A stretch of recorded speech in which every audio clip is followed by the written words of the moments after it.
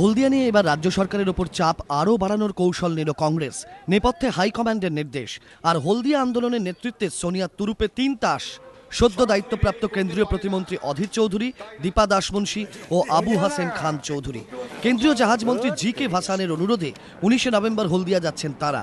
মঙ্গলবার মালদার কোতোয়ালিতে একথা জানান কংগ্রেস সাংসদ তথা কেন্দ্রীয় স্বাস্থ্য প্রতিমন্ত্রী আবু হাসেম খান চৌধুরী। হলদিয়ার পরিস্থিতি খতিয়ে দেখে প্রধানমন্ত্রী ও কংগ্রেস সভানেত্রী সোনিয়া গান্ধীকে রিপোর্ট দেবে কংগ্রেস প্রতিনিধি দল। আবু হাসেম খান চৌধুরীর বক্তব্য, হলদিয়া নিয়ে ভুল বার্তা যাচ্ছে শিল্প মহলে, তাই বিষয়টি নিয়ে উদ্বিগ্ন কেন্দ্র। ল্যান্ড পলিসিটা নিয়ে আমার মনে হয় একটা রিভিউ করা দরকার। কিন্তু আসছে না কেন? ওয়ান অফ দ্য রিজন আমার মনে হয় যে ল্যান্ড, ওরা ভাবছে কি ল্যান্ড পাবো কিনা, আবার পেলে আবার ঝামেলা লাগবে যে ইত্যাদি ইত্যাদি। রায়গঞ্জে এইমসের ধাঁচে হাসপাতাল গড়া নিয়েও এদিন ফের সরব হন কেন্দ্রীয় স্বাস্থ্য প্রতিমন্ত্রী। তিনি জানান, বিষয়টি নিয়ে কেন্দ্রীয় স্বাস্থ্যমন্ত্রী গুলাম নবী আজাদের সঙ্গে কথা হয়েছে। আগামী সপ্তাহে মুখ্যমন্ত্রীর সঙ্গে আলোচনায় বসতে চেয়ে চিঠি দিচ্ছে কেন্দ্রীয় স্বাস্থ্য মন্ত্রক।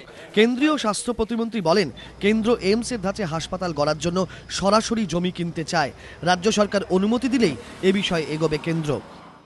আমরা টাকা দিই, ইমপ্লিমেন্টেশনটা ওদের হাতে।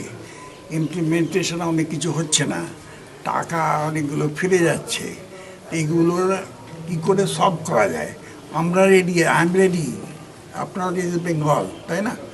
বেঙ্গলকে হেল্প করতে আমি রাজি আছি, কিন্তু আপনি আমাকে রাস্তা বলেন। এদিন রাজ্যের জমি নীতি নিয়েও প্রশ্ন তোলেন মালদার এই কংগ্রেস সাংসদ। তার অভিযোগ, রাজ্য সরকার এখনও সঠিক জমি নীতিই তৈরি করতে পারেনি। সব মিলিয়ে হলদিয়া ইস্যুতে কংগ্রেসের সক্রিয় ভূমিকা থেকেই স্পষ্ট, রাজ্য সরকারের ওপর ধারাবাহিক চাপ তৈরির কৌশলই নিতে চাইছেন তারা। এবিপি আনন্দ।